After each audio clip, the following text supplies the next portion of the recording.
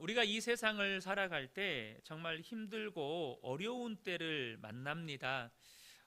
지금 내가 겪고 있는 일들이 해석이 안 되고 또 그러다 보니까 이해도 안 되고 또 답답하기도 하고 억울하기도 하고 심지어 차라리 죽는 것이 더 낫겠다라는 생각마저 드는 그런 기가 막힌 일을 겪을 때도 있습니다.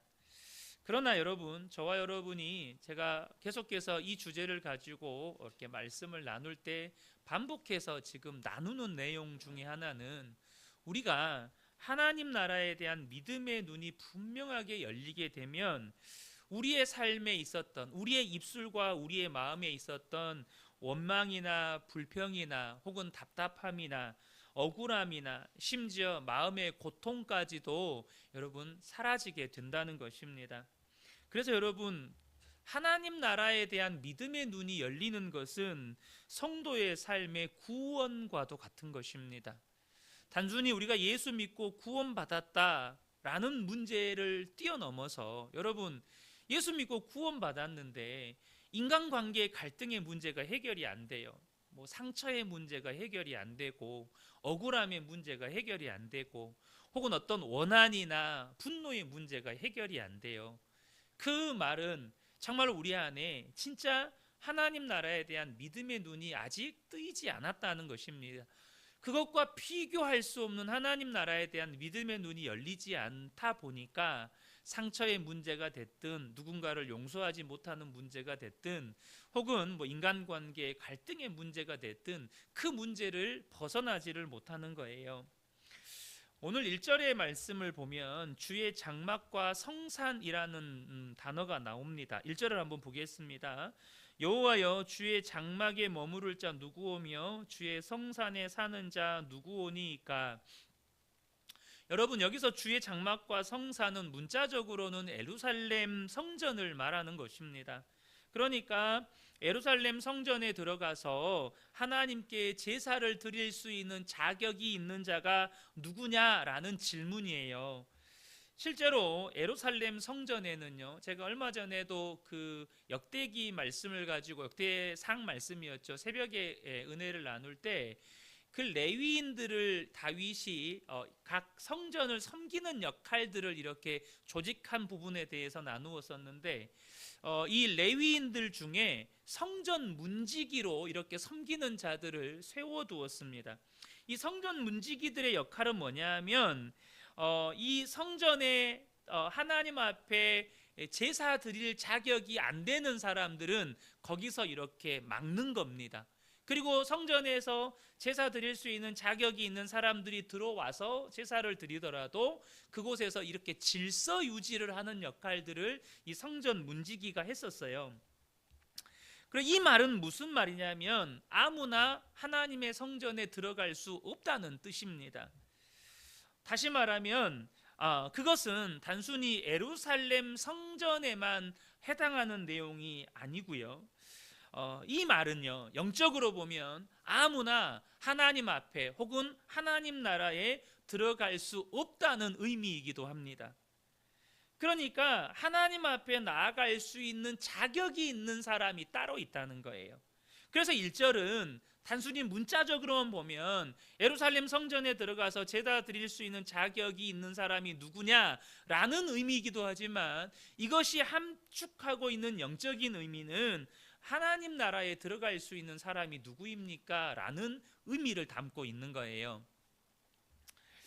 여러분 잘 아시는 것처럼 모세가 이스라엘 백성들을 이끌고 출애굽한 다음에 가나안 땅 앞까지 갔지만 들어갈 수가 없었어요. 그 이유는 하나님께서 이 모세가 이스라엘 백성들 앞에서 한번 혈기를 드러낸 일로 인해서 가나안 땅에 들어가지 못하게 하셨기 때문입니다.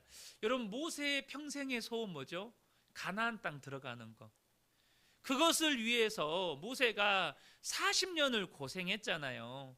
아니면 더 정확하게 이야기하면 80년 고생한 거죠. 40년은 미디안 광야에서 훈련받은 시간이고 이제 40년을 또 이스라엘 백성들을 이끌고 광야 생활을 한 거니까 80년을 수고한 거 아니겠습니까?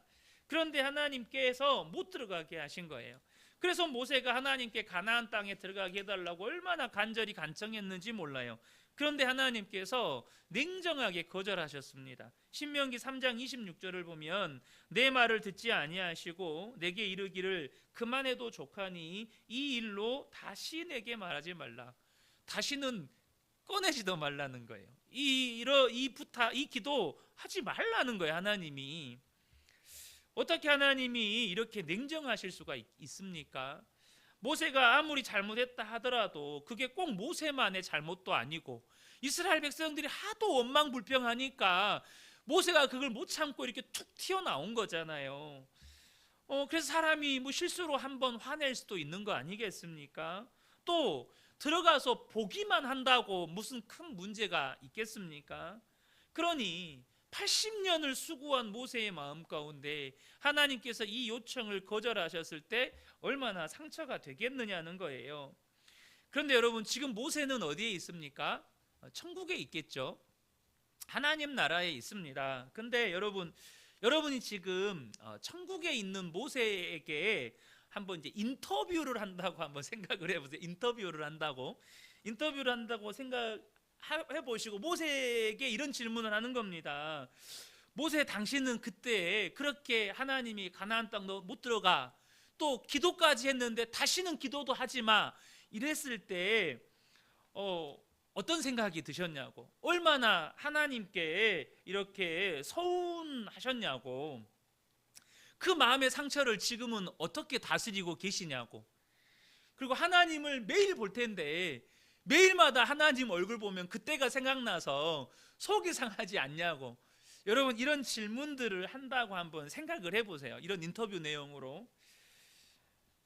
여러분, 모세가 이런 질문을 받으면 어떤 대답을 할까요? 지금 천국에 있는 모세가 이런 질문을 받으면 아마 모세는 저는 아무 상관없습니다.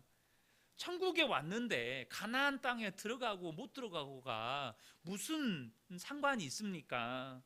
내가 그때 왜 그렇게 하나님 앞에 가나안 땅 들어가게 해달라고 졸랐는지 지금은 이해도 안 됩니다.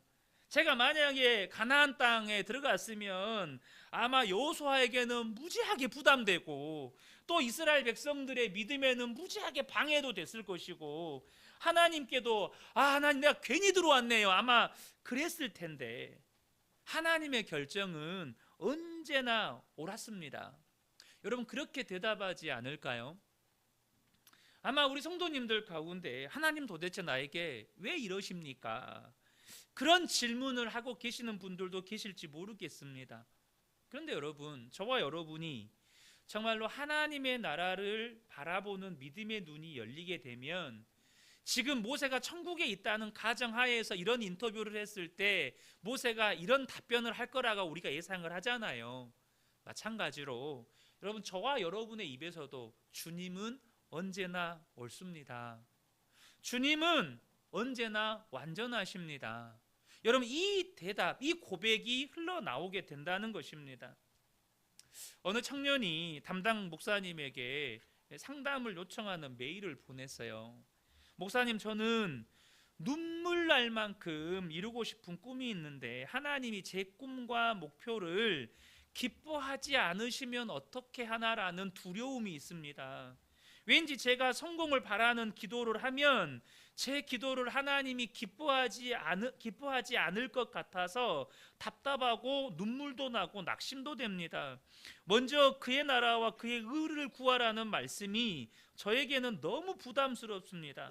하나님께서 원하시는 순종이라는 것이 세상에서 이루고 싶은 나의 꿈을 내려놓고 모든 판단과 선택과 결정을 하나님께 온전히 모두 드려야만 하는 것인지, 제 꿈을 포기해야 한다고 하면 눈물 날 만큼 속상합니다. 여러분 어떻습니까? 여러분도 이런 이 청년의 고민이 이해는 되지 않습니까? 아마 지금까지 신앙생활 해 오시면서 하나님이 내가 하고 싶은 거 하지 말라고 하고 내가 하기 싫은 거 하라고 하면 어떻게 하지? 아마 이런 고민 한두 번은 다 해보셨을 거예요. 그래서 우리가 농담식으로 그런 이야기 하나 하잖아요. 이사야의 고백처럼 하나님 내가 여기 있사오니 째를 보내소서. 우리 안에 이런 마음들 다 있잖아요. 여러분,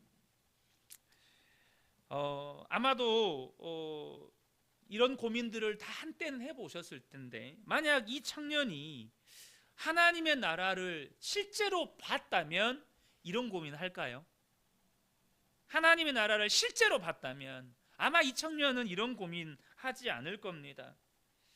사실 하나님의 나라를 봐버렸다면 그의 나라와 그의 의를 구하라 말하라 말할 것이 없다는 거죠. 하나님의 나라를 보고 나면 그냥 하나님의 나라를 구하면서 살게 된다는 거예요. 사도 바울처럼 하나님 앞에서 자기의 꿈과 계획이 얼마나 보잘것없는 것인지를 알기 때문에 내 꿈과 내 계획과 내 소원들이 자연스럽게 내려놔지게 되는 것입니다. 간혹 청소년 청년들 중에 천국에 가더라도 결혼은 하고 가야죠, 이렇게 말하는 지체들이 있어요. 근데 여러분 한번 생각해 보세요. 결혼도 못하고 죽어서 천국 가는 것이 억울하다면 그 천국 가고 싶으세요? 결혼을 못하고 천국 가면 그 천국이 억울해요. 그러면 여러분은 그 천국 가고 싶으시냐고요? 여러분, 천국은 그런 수준의 것이 아닙니다. 하나님의 나라는요, 사람의 말과 언어로 다 표현할 수 없는 은혜고, 또 우리가 예수를 믿고 난 다음에 얻게 되는 가장 놀라운 축복입니다. 예수님께서 공생의 사역을 시작하면서 하셨던 첫 번째 메시지가 뭐였냐면 천국에 관한 설교였습니다. 마태복음 4장 17절 보면 이때부터 예수께서 비로소 전파하여 이르시되 회개하라 천국이 가까이 왔느니라 하시더라. 예수님의 첫 번째 메시지가 천국이 가까이 왔다는 거예요. 이 문자는, 이 헬라어 단어는 그대로 직역하면 회개하라 천국이 왔다예요. 가까이 왔다가 아니라 천국이 왔답니다. 예수님이 이 땅에 오심으로 말미암아 하나님의 나라가 이 땅에 임해버렸다는 거예요. 그래서 여러분, 예수님에게 있어서 복음은 곧 하나님의 나라라는 뜻입니다. 여러분, 근데요, 하나님의 나라는요, 많은 성도들이 죽고 난 다음에 가는 것으로 생각을 해요. 그런데 결코 하나님의 나라는 죽고 난 다음에 앞으로 되어질 일만이 아니라는 것입니다. 하나님의 나라는 영원 전부터 있었고 지금부터 있고 영원히 있습니다. 그러니까 하나님의 나라는 어제나 오늘이나 내일도 언제나 있다는 거예요. 그런데 왜 예수를 믿는 우리는 하나님의 나라를 이렇게도 모르고 또 하나님의 나라에 대해서 이렇게 무감각하게 사느냐는 거죠. 그 이유는 아담과 하와가 선악과를 먹고 난 이후로부터 우리가 죄와 마귀의 종노릇하게 된 그 시점부터 이 지구만 예외적으로 하나님의 나라와 하나님의 통치에서 한정적으로 예외로 두셨기 때문입니다. 이 지구상에 하나님의 나라가 한정적으로 예외가 돼버렸어요. 그래서 여러분, 우리는요, 예수를 믿지 못하는 수많은 사람들에게 혹은 예수를 믿더라도 여전히 이 세상을 바라보면 하나님의 나라가 잘 느껴지지 않아요. 하나님의 나라가 경험되지를 못하는 것입니다. 그런데 그렇게 한정적으로 예외로 두셨던 이 지구상에 2000년 전에 예수님이 오시면서 선포하셨어요. 회개하라, 천국이 왔다. 예수님이 이 땅에 오심으로 말미암아 그때로부터 이 지구상에도 하나님의 나라가 시작이 되었다는 거예요. 그래서 하나님의 나라는 예수님을 영접한 사람들 속에서 놀랍게 이루어지기 시작했습니다. 나아가 온 땅 위에 하나님의 나라가 온전히 그리고 완전히 이루어지게 될 그때가 예수님의 재림과 함께 오게 된다는 거죠. 그런데 세상 사람들은 여전히 예수를 믿는 사람들을 보면 혼란스럽습니다. 왜냐하면 믿는 사람들을 보면서 저 사람들이 어떻게 하나님의 나라를 누리고 사는지를 보고 싶은데 그 사람, 예수 믿는 사람들의 모습을 보면 세상 사람들과 똑같은 거예요. 하나님의 나라를 가졌다는 저 사람들이나 하나님의 나라를 가지지 못한 나나 똑같으니까 혼란스러운 거예요. 여러분, 예수를 믿는다고 하면서도 하나님의 나라를 누리고 살지 못하고 있다면 그 사람은 아직 예수님을 분명하게 영접하지 않았거나 예수님을 믿는다고 하지만 여전히 예수님을 바라보지 않고 살고 있다는 것입니다. 다시 말하면 예수님의 다스림과 통치 아래 살아가고 있지 않다는 뜻이에요. 오늘 본문에 다윗은요, 주의 장막에 머무를 자 누구며 주의 성전에 사는 자 누구인가 라고 질문합니다. 다시 한번 이것을 우리식으로 이야기하면 하나님의 나라에 들어갈 자가 누구냐라는 질문이에요. 근데 이 질문에 대해서 오늘 본문을 보면 이것을 한 문장으로 요약하면 천국에 들어갈 사람은 삶이 다르다는 것입니다. 천국에 들어갈 자격이 있는 사람은 이미 다른 삶을 살고 있다는 거예요. 그렇지 못한 사람들과 전혀 다른 삶을 살아가게 된다는 것입니다.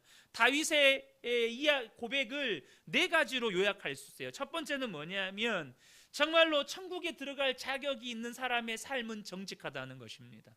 2절을 보면 정직하게 행하며 공의를 실천하며 그의 마음에 진실을 말하며, 하나님 나라가 마음에 이루어진 사람, 그래서 장차 임하게 될 하나님의 나라에 들어갈 사람의 첫 번째 특징이 정직하고 진실하다는 거죠.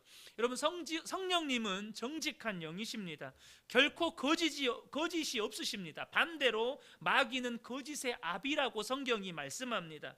그래서 내가 예수님을 알지 못했을 때는 거짓의 아비의 지배 아래에서 살아가고 있기 때문에 거짓말하면서 살아요. 실제로 정직하게 살면 또 세상에서 손해도 봐요. 그런데 예수님을 믿고 내 속에서부터 하나님의 나라가 이루어지니까 이제는 손해를 볼지라도 정직하게 살아가고 싶어져요. 그렇게 살 수밖에 없어요. 왜요? 하나님의 나라는 내가 이 땅에서 정직하게 삶으로 손해보는 것과 비교도 되지 않을 만큼 좋으니까. 신천지에서 모략교리라는 것을 가르칩니다. 이것은 뭐냐면 예수 믿는 성도들에게, 기성교회, 특별히 개신교 성도들에게 다가가기 위해서 그들의 신분을 감추는 것, 그러니까 다른 이런 기독교인들을 속이는 것을 정당화시켜주는 교리입니다. 그들이 말하는 하나님의 나라와 의를 이루기 위해서 거짓말하는 것은 정당하게 받아들여지는 거예요. 여러분, 아무리 목적이 그럴듯하다고 해도요, 성령님은 절대 거짓말하지 않으십니다. 성령님은 속이는 영이 아니세요. 제가 아는 목사님 교회에 나이가 있는 중년 여성이 오셨어요. 그런데 그 목사님에게 초등학교 동창이라면서 아는 척을 하더라는 거예요. 그래서 목사님은 초등학교를 졸업한 지 40년이 지났는데 기억도 안 나죠. 40년이 지난 분인데. 그래서 처음엔 진짜 동창인 줄 알고 그러냐고 엄청 이렇게 친절하게 이렇게 막 대응을 하고 받아줬대요. 근데 아무리 기억을 되짚어봐도 이 사람이 이런 친구가 있었다는 것이 기억이 안 나는 거예요. 그래서 나중에 대놓고 물어봤대요. 혹시 신천지냐고. 그러니까 나중에는 그분이 이실직고를 하더래요. 신천지에서 왔다고 이실직고를 하더라는 거예요. 그러니까 목사님은 처음에는 진짜 동창인 줄 알고 진짜 막 친절하게 대응을 했는데 자기를 이렇게 속이려는 신천지라는 사실을 알게 되고 얼마나 화가 나는지 다시는 오지 말라고 하고 내보냈다는 거예요. 여러분, 이것은 하나님 나라의 방식이 아닙니다. 하나님 나라의 방식이 아니에요. 하나님 나라의 삶의 방식은 정직과 진실입니다. 그래서 손해봐도 정직하게 살고 그것 때문에 손가락질 당하고 조롱을 당해도 거짓말을 거부하는 것입니다. 두 번째는요, 함부로 남의 말을 하지 않는다는 거예요. 3절을 보면 그의 혀로 남을 허물하지 아니하고 그의 이웃에게 악을 행하지 아니하며 그의 이웃을 비방하지 아니하며 라고 말씀합니다. 여러분, 하나님의 나라가 내 마음에 이루어지고 나면 이제 절대로 함부로 남의 말을 할 수가 없게 됩니다. 남을 비판하는 말, 해를 끼치는 말, 모욕하고 조롱하는 말, 내 입에서 끝이 난다는 거예요. 왜요? 나는 누군가를 비판할 자격이 없다는 걸 알거든요. 나는 하나님 앞에 1만 달란트 빚진 자예요. 그래서 내가 비판하려고 하는 모든 사람들은 다 300데나리온 빚진 자들밖에 안 돼요. 내가 1만 달란트 빚진 자인데 어떻게 300데나리온 나한테 빚진 자를 비판할 수가 있겠어요? 어느 목사님이 암으로 고통 중에 계시는 성도님이 이제 세상을 떠나게 될 것을 가까워진 것을 알고 그래도 의식이 있을 때 이제 호스피스 병동에서 임종 예배를 드리자고 그러셨어요. 그래서 이 성도님도 그것을 달게 받으시고 그 고통 중에 있으면서도 예배를 드려야 되니까 침상에서 일어나서 무릎을 꿇더라는 거예요. 코에서는 계속 피가 흐르고 입에서도 피를 토해내면서 함께 하나님 앞에 마지막 임종 예배를 드렸습니다.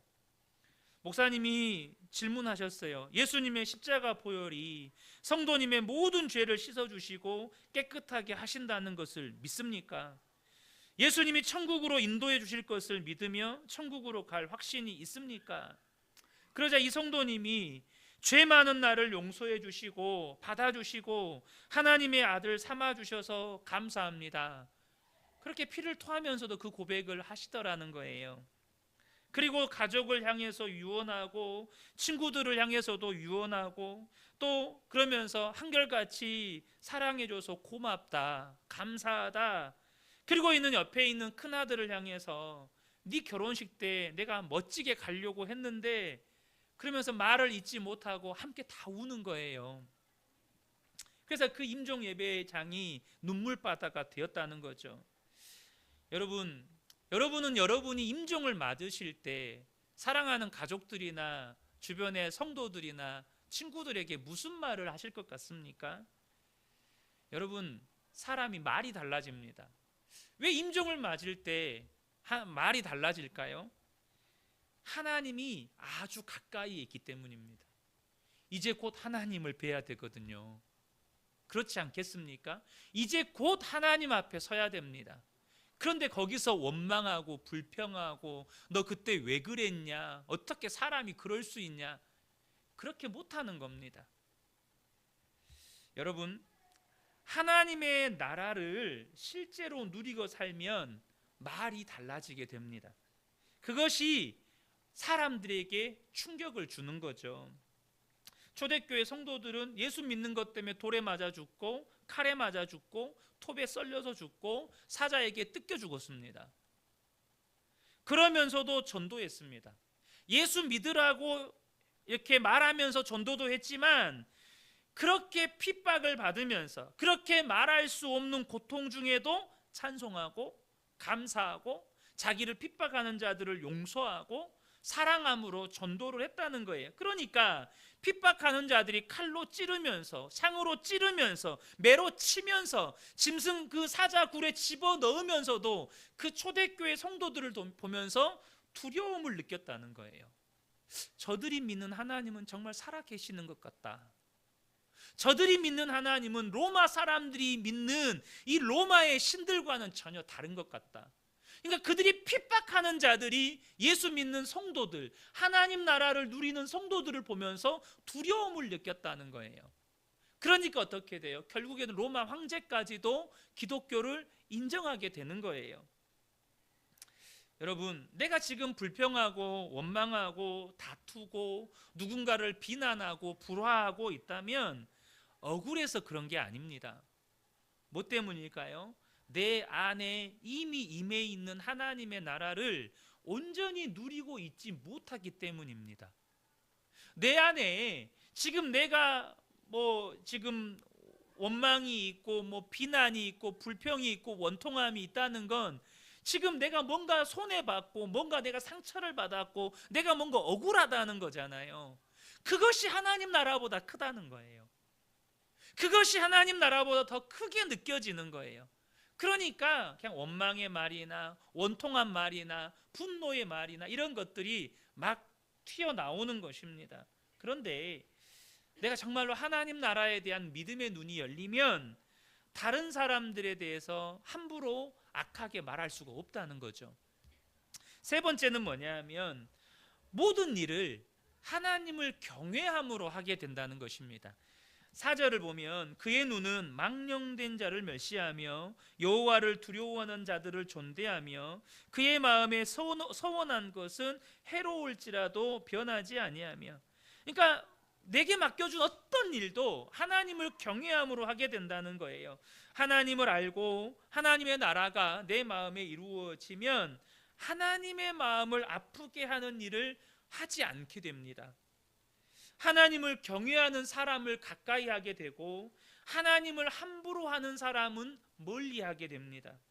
그리고 내게 주어진 일들을 하나님을 경외함으로 하게 되는데요, 우리 보통 하나님을 경외함으로 일을 한다 하면 우리 성도님들이 이런 생각을 해요. 예배를 드린다거나 성경을 읽는다거나 기도를 한다거나 우리는 그런 것들을 하나님을 경외함으로 한다고 생각을 해요. 근데 여러분, 예를 들어 예배는 이 시간에 예배 드리는 것이 예배의 전부입니까? 그렇지 않잖아요. 예배에 나오는 것부터 예배잖아요. 그러면 하나님을 경외함으로 예배를 드린다면 예배에는 어떻게 나올까요? 적어도 시간에 맞춰서 예배를 드리겠죠. 우리가 예를 들면 주일에 11시 50분에 찬양을 시작해요.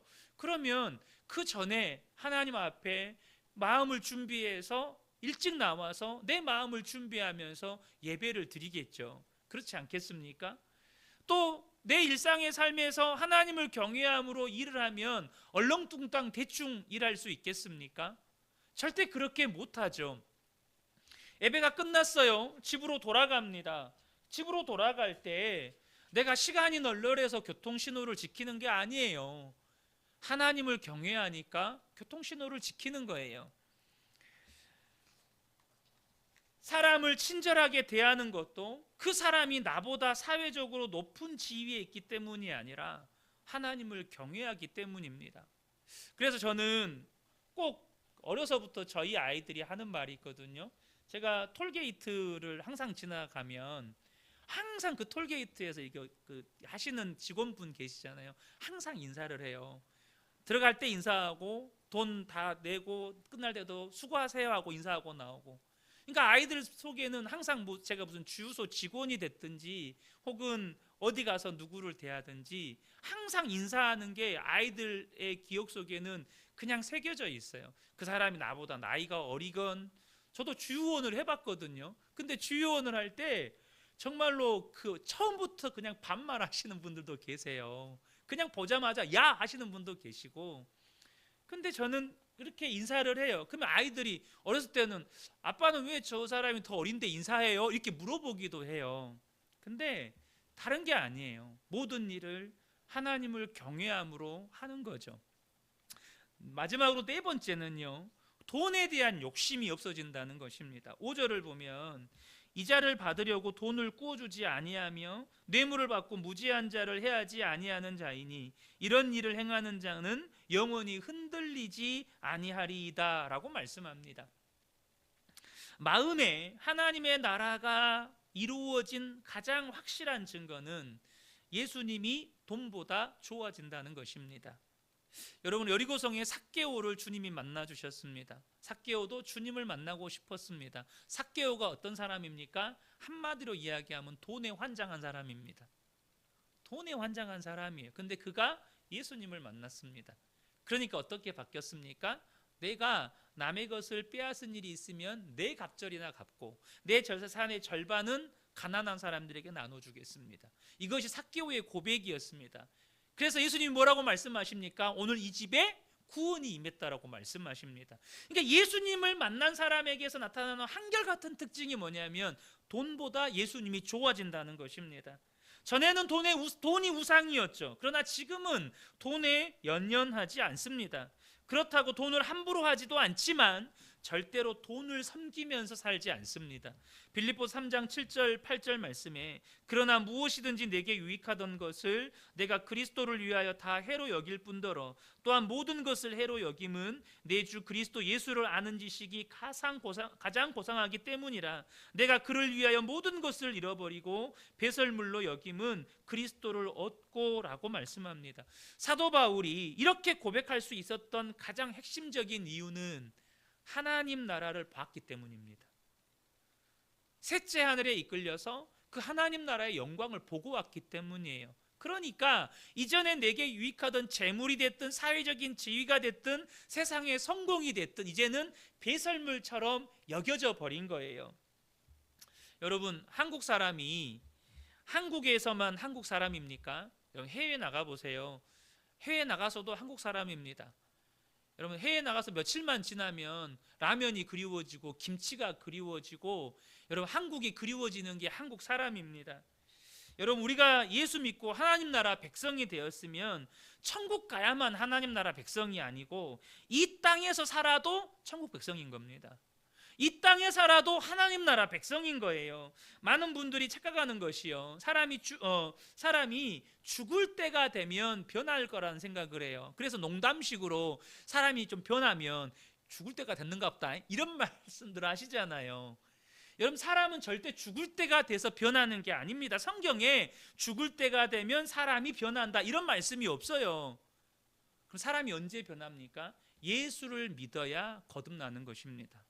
예수를 믿어야 사람은 변하는 거예요.